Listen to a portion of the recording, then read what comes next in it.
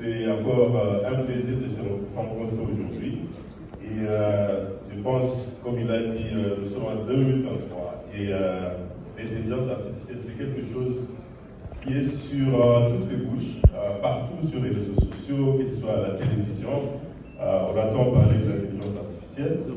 Et donc, je suis très heureux de pouvoir diriger ce débat. Je pense que c'est un échange très pertinent à avoir en 2023. Et particulièrement, j'aimerais remercier les organisateurs, puisque il y a beaucoup de technologies qui sont arrivées et qui nous sont passées par-dessus, puisqu'on en parle. Et donc, avoir un cadre où nous allons introduire ces technologies, où nous allons en parler, pas techniquement, mais plutôt du point de vue social, sociétal, ou bien dans l'entrepreneuriat, je pense que c'est très important.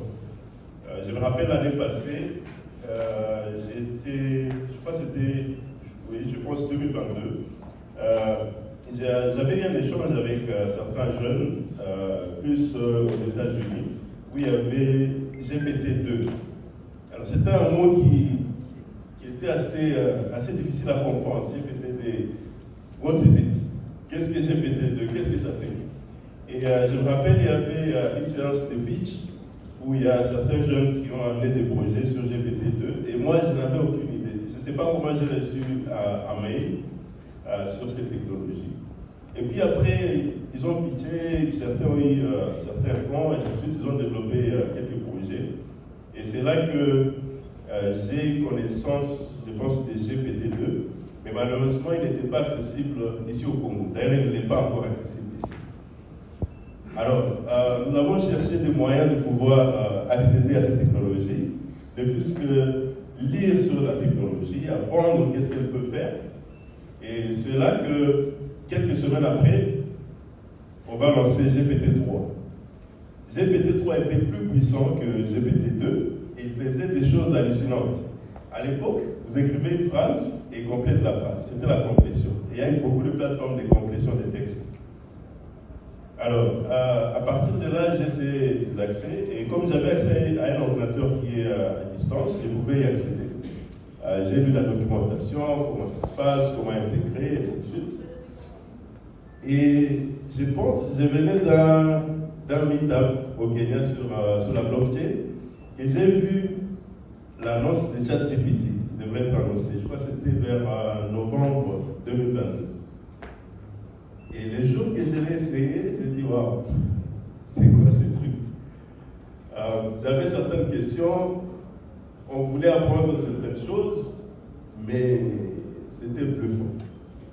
Pourtant, je dirais que j'ai commencé à apprendre sur l'intelligence artificielle vers 2017, je pense, ou 2016, lorsque c'était encore le machine learning. Tout était compliqué, c'était de la mathématique. Je me rappelle une personne qui me voyait suivre un tutoriel sur le machine learning et me disait mais tu apprends la mathématique ou tu apprends l'informatique? Alors, aujourd'hui, on va essayer d'en discuter. Pourquoi est-ce que nous sommes passés de quelque chose de super mathématique vers quelque chose qui a un impact sur notre vie de chaque jour? J'ai suivi certaines conférences en ligne où il y a des gouvernements qui sont en train de s'asseoir pour réglementer l'intelligence artificielle. What's going on? Qu'est-ce qui se passe? Alors, ce panel a des brillants esprits et des esprits jeunes. Je suis très heureux de pouvoir échanger avec vous aujourd'hui et vous poser quelques questions sur l'utilisation de l'intelligence artificielle dans votre quotidien, puisque je sais qu'il y en a qui ont déjà accès à la technologie et que cela aura un impact. Même pour préparer la présentation d'aujourd'hui, bien que j'avais le mot en tête, mais au lieu de prendre un stylo et d'écrire sur papier, j'ai plus gagné du temps et je me suis rendue beaucoup plus productive en demandant tout simplement à ChatGPT de me développer les sujets, de me donner des exemples, des idées à améliorer et de les cadrer dans l'environnement précis ici à Goma. Tout ça pour dire, si je peux juste ajouter un peu lien, qu'aujourd'hui, plusieurs éléments, plusieurs logiciels d'IA que nous n'utilisons pas nous permettraient d'être plus productifs que ce que nous sommes aujourd'hui. Merci. Voilà, merci Joséphine. Je pense que ChatGPT, c'est l'un des logiciels les plus utilisés en intelligence artificielle. Nous allons continuer avec Fidèle, une présentation, ce que vous faites, et une utilisation de l'intelligence artificielle que vous faites dans votre entreprise. Merci beaucoup, Eliel. Bonjour tout le monde. Je m'appelle Fidèle Bachigué, je suis entrepreneur créatif, directeur aussi créatif de l'agence de communication globale, FIBA, qui est située juste en face des INPP. Nous sommes sur le 2e et 3e niveau. Alors, l'intelligence artificielle, c'est un terme nouveau pour certains, mais c'est déjà un terme qui n'est pas trop nouveau, puisque ça a 60 ans d'âge, donc ce n'est pas aujourd'hui que l'intelligence artificielle a commencé, mais nous pouvons dire que nous sommes parmi les gens qui peuvent vraiment totalement l'utiliser.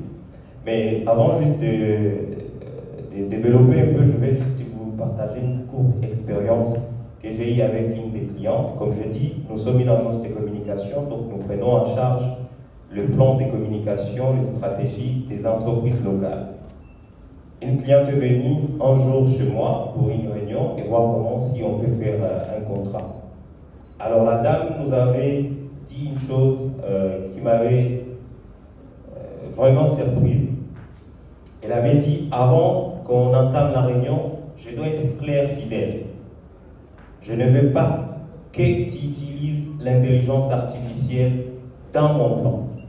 J'ai dit, waouh, ça m'a fait penser à l'histoire, peut-être que nous connaissons tous, qu'un monsieur connu à Kinshasa, un jour, un dimanche, devant ses fidèles, dit Facebook, faut jamais l'utiliser, c'est l'œuvre du diable.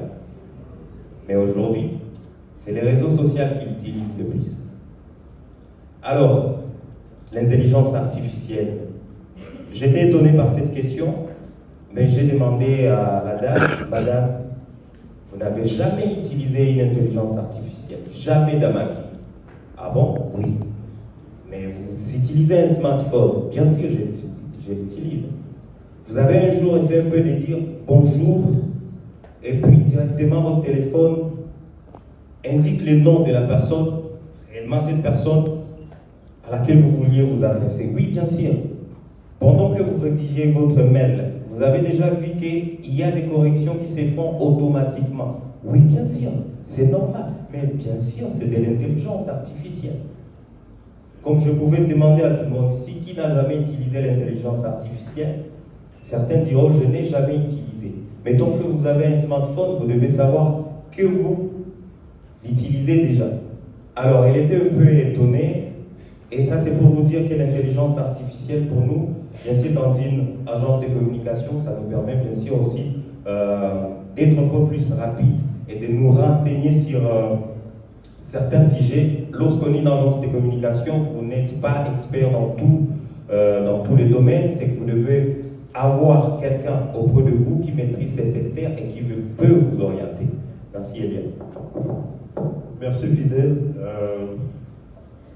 Je pense que, comme vous le dites, avec le temps, les utilisations vont continuer à entrer dans nos vies directes.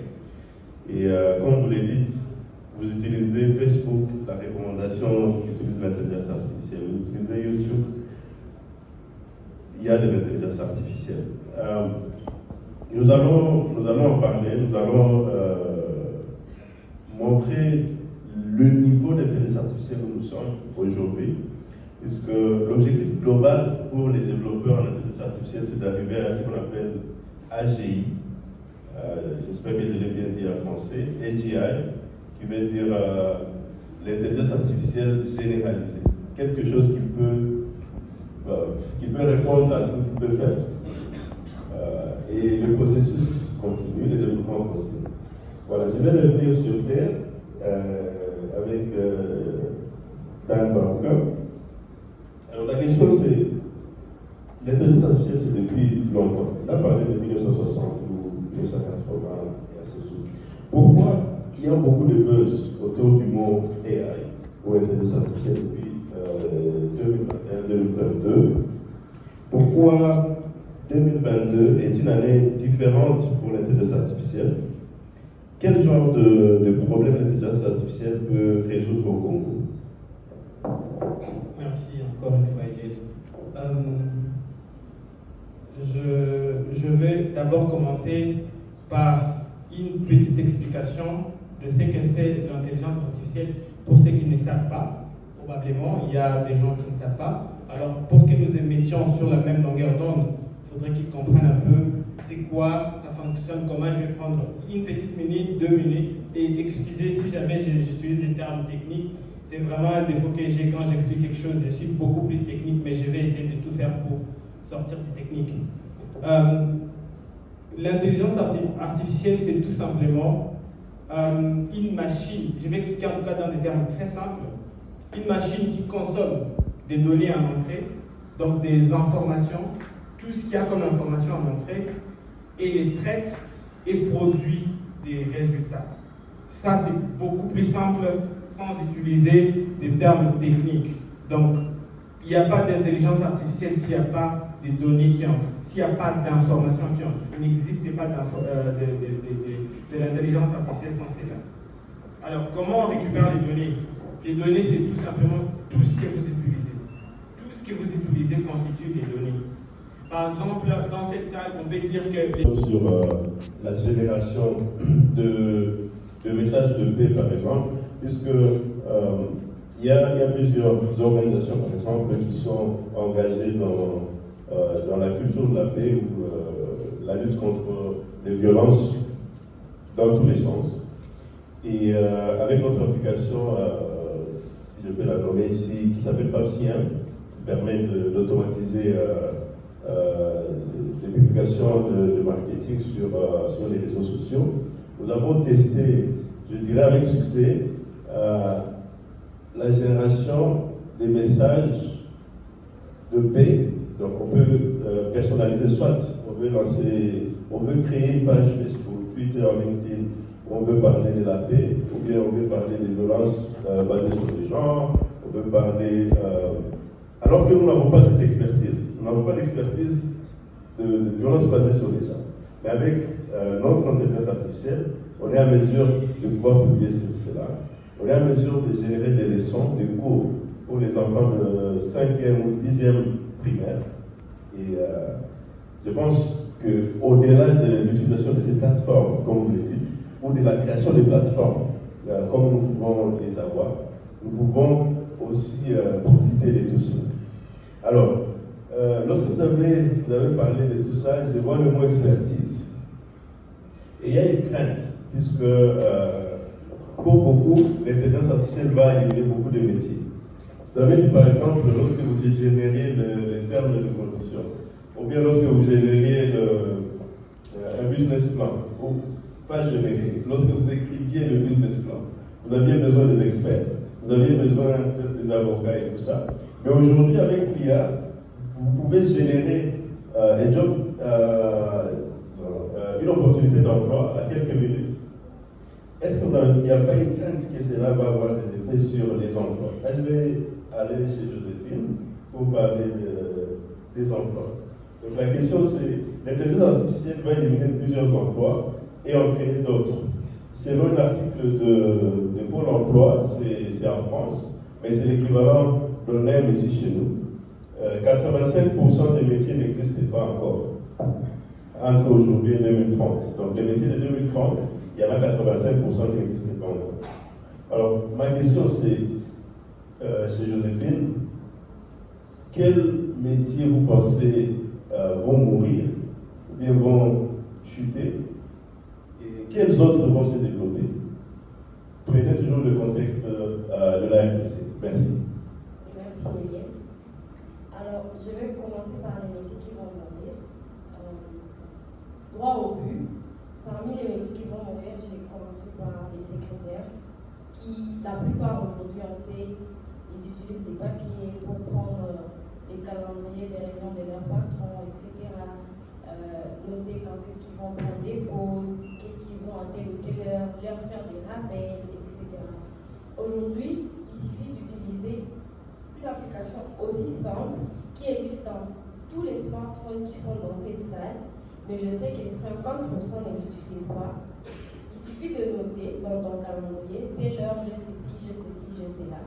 Et si par exemple une personne X, disons Dan, vous demande est-ce qu'on peut avoir une réunion cette semaine, il suffit de lui envoyer les liens de votre calendrier et lui-même verra à quelle heure vous êtes libre et à quelle heure vous n'êtes pas libre.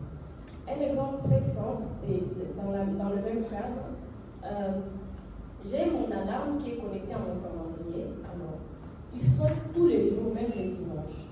Ensuite, un dimanche, j'ai juste noté dans mon calendrier journée repos. Les dimanches suivants, l'alarme n'a pas sonné. Lui-même a compris que j'allais me reposer, je n'ai pas du travail, il n'a pas besoin de sonner. Alors, ça c'est vraiment parmi les métiers. Il y a plusieurs métiers dans ce sens-là. Par exemple, la plupart des personnes qui nous aident à compléter nos informations de santé dans des centres de santé ou dans des hôpitaux. Aujourd'hui, il suffit qu'on vous envoie un formulaire que vous complétiez. Là, on n'est même pas encore au niveau de l'intelligence artificielle. Et il vous génère votre carnet de santé, etc. Alors, imaginez quand on va arriver au point où tout ce que vous avez à faire, c'est dire ChatGPT, je veux me faire soigner à Goma. Où pensez-vous que je peux aller? Qu'est-ce que l'application va faire, l'IA va faire? Il va se baser sur les reviews, les feedbacks de toutes les personnes qui sont passées par Goma. Qu'est-ce qu'ils ont dit par tel ou tel autre hôpital? Qu'est-ce qu'ils en pensent? Il va te dire, sur base de toutes ces données, aller à l'hôpital X d'abord pour, par exemple, la radiologie. Et si c'est une échographie, aller plutôt à l'hôpital Y. Alors que pour quelque chose de pareil, vous auriez besoin d'appeler quelqu'un qui vit à Goma, qui pourrait vous dire non, moi pour mon temps, payez-moi ceci. Alors par exemple dans le cas du tourisme, aujourd'hui quand quelqu'un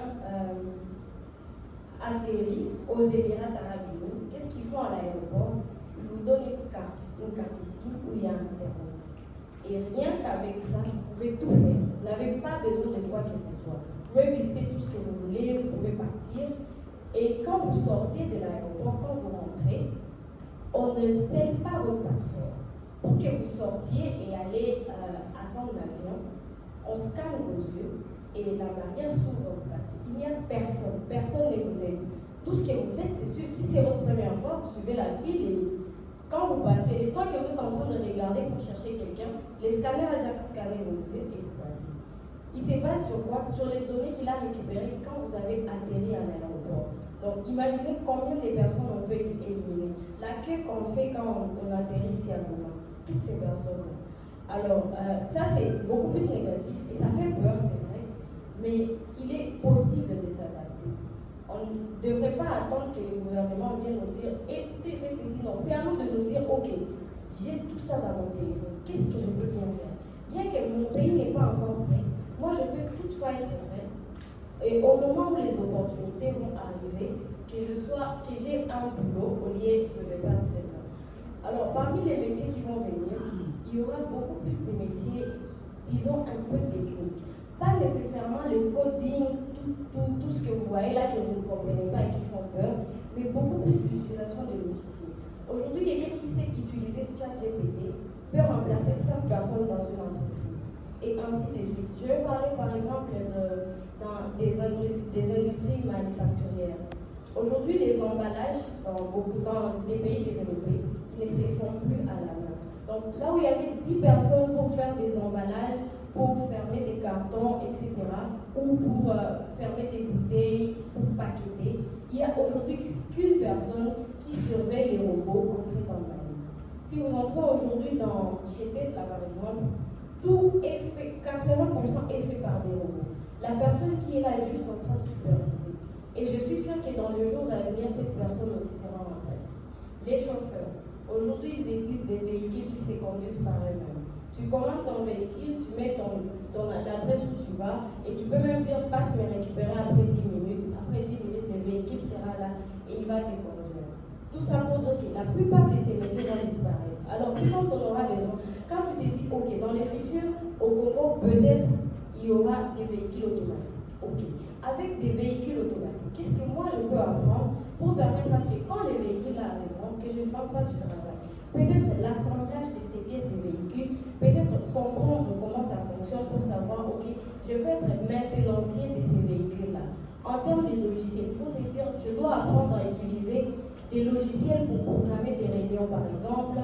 Ça fait ce que dans une entreprise X, s'ils ont 3 secrétaires, ils vont juste prendre une personne qui va dire non, moi je peux faire le travail de ces 3 secrétaires-là en très peu de temps et en devenant beaucoup plus productif. Donc il existe beaucoup de métiers qui vont se créer énièmes, permets-moi, mais tout ce qu'il faut faire, c'est de regarder ces métiers-là et de se dire, quand ces métiers vont arriver, qui vont remplacer le métier que j'ai aujourd'hui, qu'est-ce que moi je peux y apprendre? Avec Dan à l'ICIJ, on a étudié l'informatique de gestion, la programmation. Tout ce qu'on a étudié, on n'utilise pas ça aujourd'hui, c'est expiré.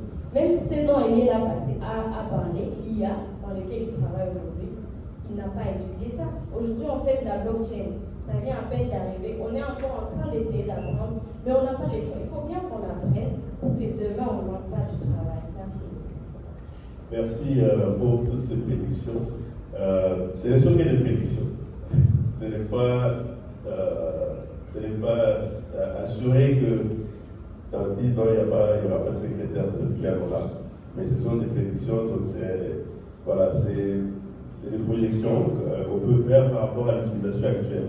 Mais pour des vrais, par exemple, dans les métiers de secrétariat, en tout cas, l'intelligence artificielle peut vous rendre un secrétaire doué si vous savez l'utiliser en fait. Et donc, pour quelqu'un, d'ailleurs c'est une opportunité peut-être pour les Congolais ou des personnes qui veulent travailler comme secrétaire, mais qui n'ont pas beaucoup d'aptitude, de ne pas avoir peur. Donc on peut maintenant postuler sans beaucoup d'expertise et utiliser ces outils-là pour vous aider à rédiger, à écrire, à faire, en tout cas, beaucoup de choses qui devraient être faites par des seniors dans le domaine.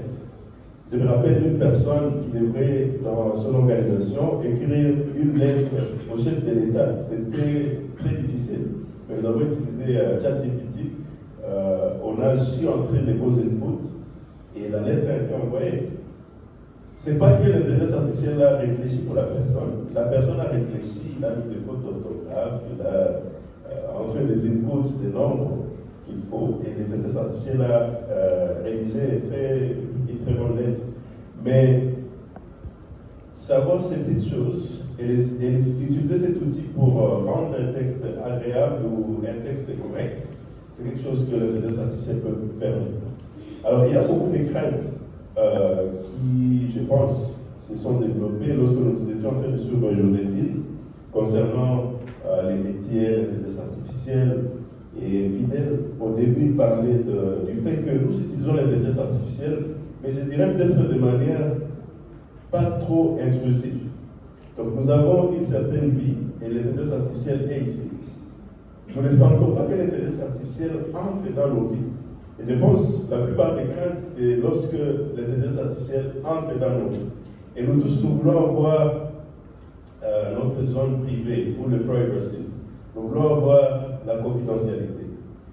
Alors, Fidèle, pouvons-nous revenir sur la crainte des clients ou peut-être la crainte d'autres personnes qui aimeraient utiliser l'intelligence artificielle et qui ont peur de l'utiliser, qui pensent qu'elle connaîtra beaucoup trop sur eux, ou bien que cette intelligence artificielle sera un moyen pour espionner sur leur vie, ou bien soit un moyen pour qui ne sera pas assez utile pour eux, mais plutôt quelque chose de plus négatif. Revenez aussi sur toutes les croyances aussi que nous avons, que c'est l'œuvre du diable ou comment on appelle, la bête, la marque. Revenez sur tout ça. Dans notre société, les craintes, la confidentialité, nos croyances religieuses et tout ça. Vous pouvez ramasser dans notre contexte local. Merci, Emile. D'abord, je vais utiliser des termes plus simples pour qu'on se comprenne, puisque en parlant de l'intelligence artificielle, au départ, on pouvait croire que c'est seulement un domaine qui concerne les gens qui ont fait l'informatique. Mais déjà là, nous sommes entrepreneurs, un agriculteur, vous lui parlez de l'intelligence artificielle, et peut-être il est déjà au courant de cela. Donc c'est un domaine qui concerne tout le monde. Je vais juste donner un exemple en partant de la vie. la vie sur Terre. Là, je ne parle pas d'humain, mais je m'appuie sur la science. La science dit qu'à des milliards d'années, il y a eu une période de glace sur Terre. Et la vie devrait normalement disparaître. Mais la vie, comme elle est en constante évolution, elle a pu tenir, elle s'est transformée. Nous connaissons la période des dinosaures, selon la science, toujours l'histoire. Après les dinosaures, normalement, on ne pouvait pas avoir de vie sur Terre. Mais voilà, la planète est toujours là. Donc pour dire l'humanité ou l'humain ou la vie est toujours en évolution. Je rentre maintenant dans les sujets de l'intelligence artificielle. Vous vous rappelez, il y a un certain moment, et c'est une bonne question, c'est l'œuvre du diable, ou est-ce qu'on doit vraiment faire confiance à l'intelligence artificielle, ou on doit carrément s'en séparer. Vous vous rappelez, pendant la période télévisée en noir-blanc, vous nous disiez que voilà, il ne faut pas passer 3 heures devant l'écran. Sinon, vous risquez de perdre la vision. Donc, nous avons grandi avec ces principes. Et on nous chassait même au salon après 2 heures. Et après, les écrans OLED sont apparus. Donc, les smartphones, les téléviseurs, les tablettes et même les ordinateurs. Mais si je pose la question à quelqu'un ici, combien de temps vous passez devant les écrans, vous allez dire que c'est beaucoup de temps. Mais l'humanité n'est pas toujours avec. Nous ne sommes pas avec. Alors, et puis bientôt, nous savons déjà, on nous a dit que non, il faut peut-être mettre un peu de luminosité en bas ou faire ceci ou cela pour ne pas vraiment tomber dans les inconvénients de la technologie. Mais maintenant, posez-vous la question. Actuellement, il existe maintenant des casques de réalité virtuelle. Donc là, vous êtes obligé de passer presque toute la journée dans l'écran. Alors si au départ, être devant un téléviseur allait causer des problèmes à l'humain, ce même humain maintenant ses yeux entrent dans un écran. Pour vous dire que l'humanité se développe toujours. Et à chaque révolution, il y a des adaptations. On s'adapte. Et c'est l'œuvre du diable, la grande question. Mais vous devez savoir, comme Dan, Hélène et Joséphine l'ont dit, l'intelligence artificielle se nourrit de ce que vous la donnez comme information. Jusque-là, l'intelligence artificielle n'est pas très intelligente que nous, humains. Bien qu'il y a déjà un programme appelé Super Intelligence, ça savait, selon la technologie, donc ça risque d'aller au-delà de l'intelligence humaine, mais nous ne sommes pas déjà là. Et en suivant les informations cette année, au début de cette année, vous avez vu un directeur de Google qui a pu démissionner puisque Google, il se pourrait travailler sur une intelligence qui a de la conscience. La conscience, c'est quoi? Quand on sait je fais mal, c'est même ce qui nous différencie des animaux. Alors, si nous arrivons à ce niveau-là, est-ce que nous devons craindre l'intelligence artificielle ou nous devons rester prudents? Oui, la prudence exige, puisque en donnant plus de données à une intelligence artificielle, vous-même, vous pouvez vous faire voler. J'ai donné un exemple récemment, en septembre, le 15 septembre, les Américains ont attrapé un réseau de criminels. Ces réseaux criminels informatiques, ces réseaux faisaient quoi? À chaque pari, ils mettaient des milliards de dollars et ils gagnaient toujours. Ils ont utilisé une intelligence artificielle pour contourner les résultats du match. Donc, par des termes plus simples, je prends l'exemple. Nous sommes au stade, les médias transmettent les informations vers les satellites. C'est en tierce en tout cas. Dès là, les satellites vont retransmettre ces informations à nos écrans. Maintenant, ces criminels, avec leur intelligence artificielle, arrivaient à découvrir ces informations à ce moment-là où le média transmettait vers les satellites.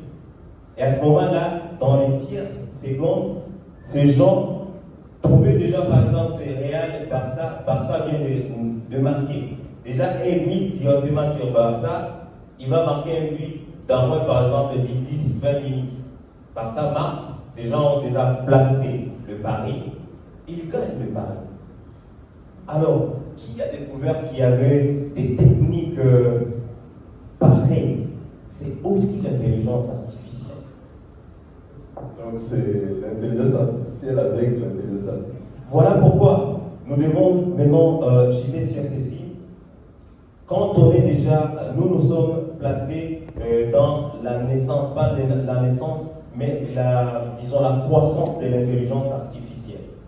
Nous sommes au stade où, si nous ne faisons pas attention, nous ne pouvons pas tout comprendre. Et si nous ne faisons pas attention, nous risquons de tout perdre.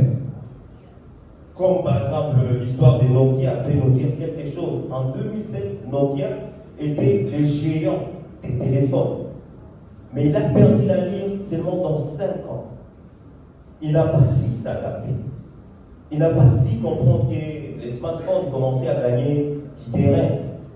Ils ont cru garder leur tendance normale et comme je vous ai dit au départ, l'humain s'adapte et se révolutionne chaque fois. Donc la guerre de l'intelligence artificielle, nous devons d'abord être prudents. Ne pas l'utiliser, puisque nous pouvons nous affronter aussi sur la même chose que Nokia. Nous perdons tout, puisque nous n'avons pas été à mesure de s'adapter, comme l'exemple que j'ai donné d'un pasteur, un homme de Dieu, qui pensait que c'était une lèvre du diable.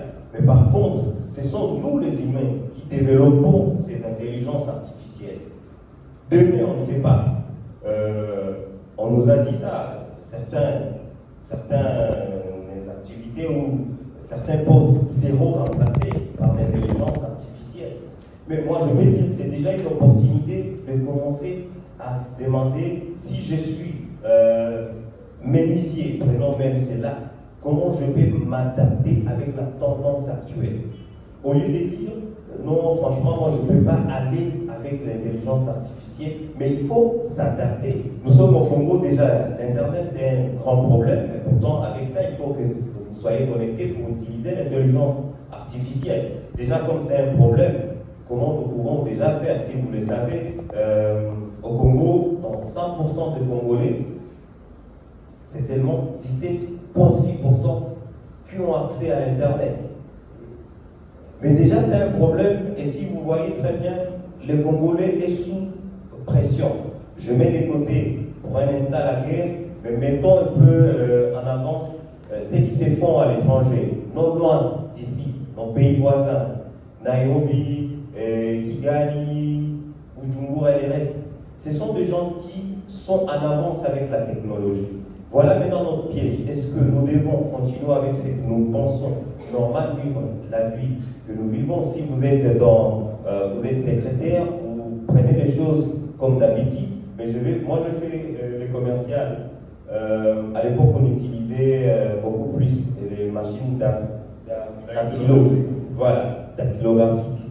Mais, et puis, à l'école où j'ai passé mes 6 ans, on n'était pas déjà trop professionnel pour avoir accès à des ordinateurs.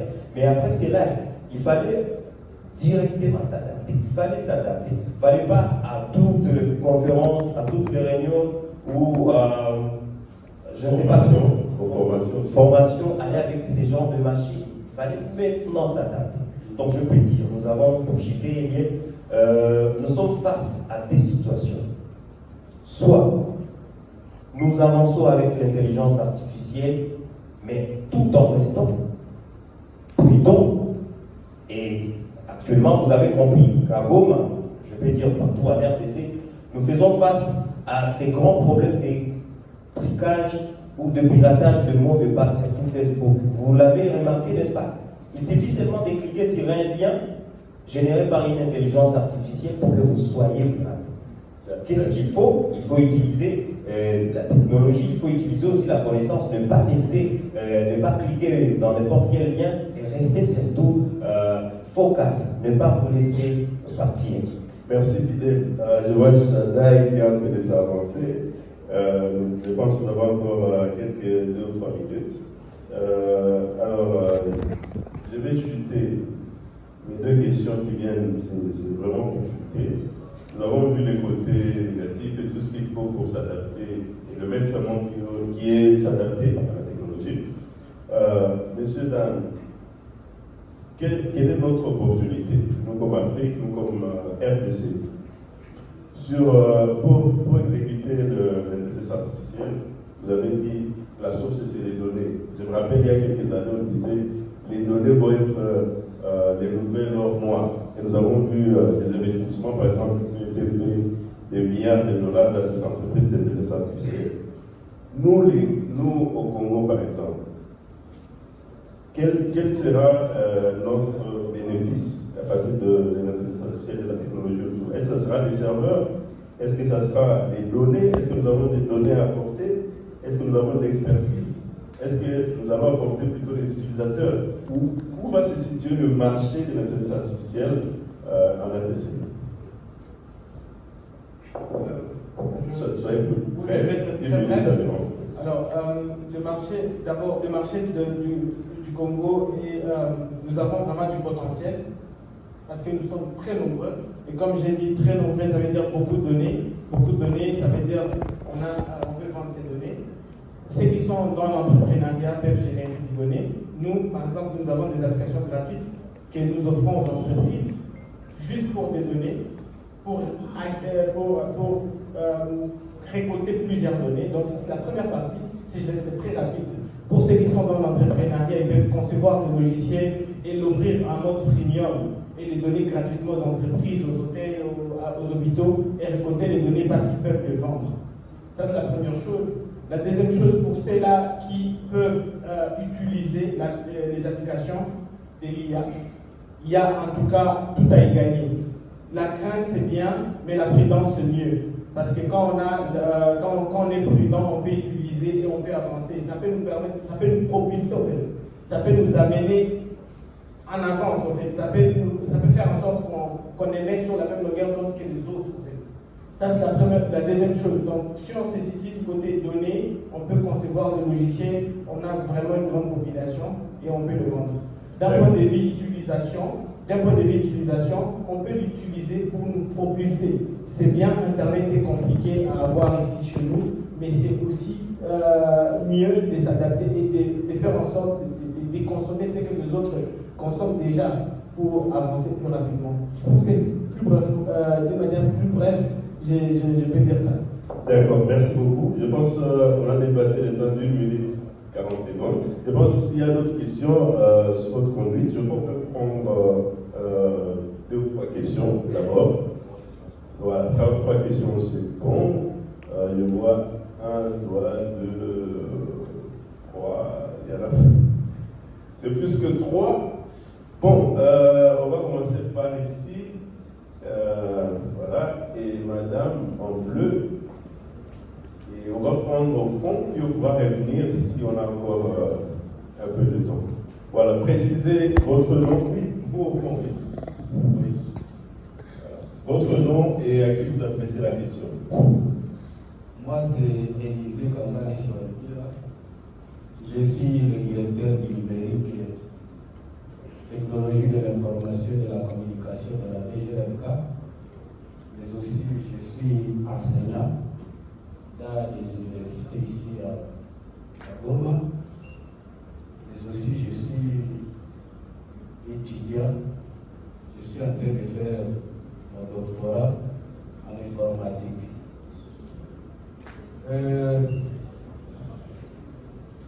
Je viens de suivre tous les intervenants, les panélistes, par rapport à l'intelligence artificielle. J'ai comme impression que nous voulons plus utiliser ce qui existe et ce qu'on a déjà développé, les plateformes qui existent déjà. GPT, il y a AI, il y a Bingo AI, il y a beaucoup. Mais jusque-là, je n'ai pas encore senti que nous avons vraiment un problème ici chez nous. Nous avons un sérieux problème pour développer notre pays. Et nous devons utiliser, parce que nous sommes à l'ère de l'intelligence artificielle, nous devons utiliser cette intelligence artificielle pour développer ces pays. Il y a la domotique. Vous entrez dans la maison et les lampes directement s'allument. Dès que vous quittez, et les lampes s'éteignent. Il y a beaucoup de choses. Il y a les villes intelligentes. Il y a beaucoup de choses que nous devons utiliser dans l'intelligence artificielle. Alors, je voudrais que vous puissiez, parce que la question va tout droit à tous les panélistes, pour qu'ils puissent m'aider de bien cerner cette intelligence artificielle. Parce que, à vous écoutant parler, je n'ai pas senti que... Moi, je me suis mis dans la peau de ceux qui étaient en train de suivre. Je me suis dit, est-ce que ces gens ont compris l'intelligence artificielle? Si c'est quoi? L'intelligence artificielle n'est d'autre que doter à la machine un comportement comme celui de l'homme. Point barre. C'est ça l'intelligence artificielle. Alors, je voudrais que vous puissiez nous dire comment nous devons faire pour développer des applications ou bien des systèmes qui cadrent avec les besoins de la population en République démocratique du Congo. Et cette question s'adresse à tous les panélistes. Voilà, merci beaucoup pour la question. Il y a la dame au bleu.